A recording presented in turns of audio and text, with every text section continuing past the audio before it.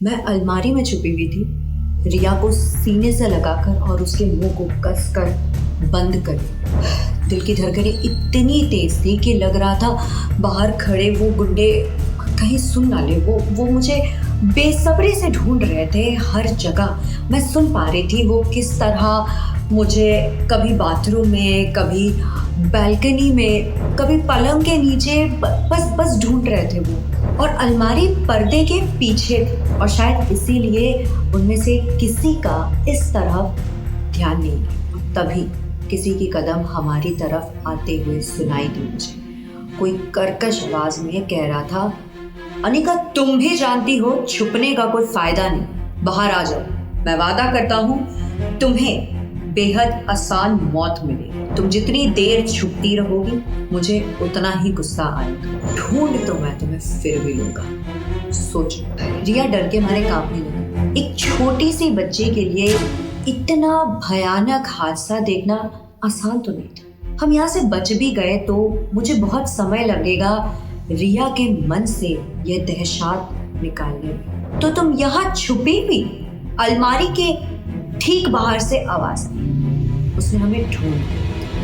मैं अलमारी के टूटे हुए किनारे से देख पा रही थी एक बेहद लंबा डरावना सा आदमी सामने खड़ा था। वो बस अलमारी का हैंडल पकड़कर खोलने ही वाला था कि कमरे का गेट धड़ाक से खुल गया। एक कदम भी आगे बढ़ाया तो पछताने लायक भी नहीं बचोगे। दरवाजे पर खड़ा व्यक्ति गरज कर मैं देखना चाह रही थी कि वह कौन है, मगर अलमारी के ठीक सामने वो डरावना व्यक्ति खड़ा था। इससे पहले मैं कुछ समझ पाती कमरे में तेज आवाजें आने लगी, जैसे लड़ाई चल रही। और इतने में कोई भारी बार कम चीज ताकत के साथ आकर अलमारी से लगी और उसका पल्ला टूट गया। मैं और रिया अब चुप नहीं सकते थे। हम छुप नहीं सकते। लेकिन ये क्या, सामने जमीन पर दो आदमी बेहोश पड़े थे। एक के सिर से खून बह रहा था और वो लंबा डरावना आदमी कहीं नजर नहीं आ रहा था, शायद भाग गया। ये सोचते हुए मैं उस देवदूत को ढूंढने लगी जिसने हमें बचाया। देखा तो सोफे पर रोहित बैठा हाफ रहा था। उसके हाथ से खून आ रहा था और मैं भागकर रोहित के पास गई। तुम ठीक हो ना? पूछते हुए मैंने रोहित का जख्मी हाथ पकड़ लिया। फर्स्ट एड नहीं थी तो मैंने रिया का स्कार्फ उसके चोट पर बांध दिया और रोहित ने बेरुखी से अपना हाथ छुड़ाया और रिया के तरफ देखकर बोला, बेटा तुम ठीक हो ना? तुम्हें कहीं लगी तो नहीं?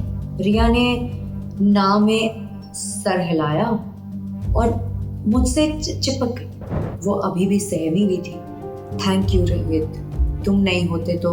मैं रोहित का शुक्रिया अदा करना चाह रही थी पर वो मेरी पूरी बात सुने बगैर ही वहां से चल दी। ना जाने क्यों रोहित की ये बेरुखी मुझे बहुत तकलीफ दे रही थी। अगर वो किसी बात से नाराज है तो गुस्सा करे, चिल्लाए, जवाब मांगे, पर ये बेरुखी इस तरह अजनबियों के जैसा बिहेव करना मेरे दिल को गहरी चोट पहुंच गई। मैंने रिया को गोद में उठाया और मैं रोहित के पीछे भागी। मैं उसे रोकने को कह रही थी मगर वो चलता ही जा रहा था। मैं दौड़कर रास्ता, रोहित तुम मुझसे इस तरह से क्यों पेश आ रहे? हुआ क्या है? मैंने उससे जवाब मांगा। मैं अजनबी की तरह पेश आ रहा हूँ? आखिरकार रोहित ने मुझसे बात की। गुस्से में ही सही उसने मेरे तरफ देखा। अजनबी नहीं तो और क्या है हम। उस रात जब तुम्हें वो लोग जबरदस्ती वैन में बिठाकर ले गए, तुमने सोचा मुझ पर क्या बीती? मैं पागलों के तरह तुम्हें ढूंढता रहा रात दिन और तुम अपने पापा के यहाँ लौटकर मजे से जी रही थी। तुम गलत समझ रहे हो रोहित, सुनो मेरी बात। मैंने रोहित को समझाना चाहा, मुझे कुछ नहीं सुनना समझते। और रोहित ने झटक कर कहा। उसने पहले रिया की तरफ देखा, फिर मेरे तरफ और बोला, जैसे कि हम देख ही सकते हैं तुम जिंदगी में आगे बढ़ गई। तुम्हारी नई जिंदगी तुम्हें मुबारक हो। और ये कहता हुआ रोहित सामने वाले कमरे में घुस गए। मैं बार बार दरवाज़ा खटखटाती रही कि एक बार मेरी मेरी पूरी बात तो सुनो। रोहित, तुम कुछ नहीं जानते थे मुझ पर क्या बीती, मेरे साथ क्या हुआ।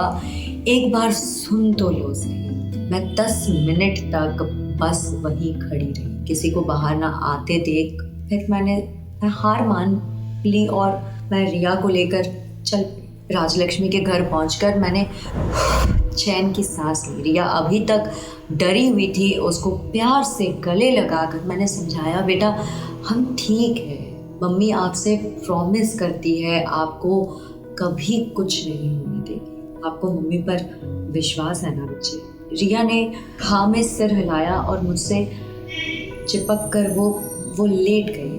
राजलक्ष्मी कमरे में आई तो परेशान सी लग रही थी। रिया सो चुकी थी तो हम दोनों ने धीरे से हॉल की ओर गए और वहाँ बात करने लगे। अनिका, तुम्हें बहुत ज़्यादा सतर्क रहने की ज़रूरत है। तुम जो काम करने आई हो करो और जल्दी वापस लौट जाओ। तुम यहाँ सेफ नहीं हो अनिका, वापस लौट जाओ। बिना अपने बेटे को ढूंढे, मुझे क्या मालूम वो कब मिलेगा। मैंने मुड़कर सोती हुई रिया को देखा और अपने बेटे को ढूंढने के चक्कर में मैं रिया को ना खो, बस यही सोच थी मेरे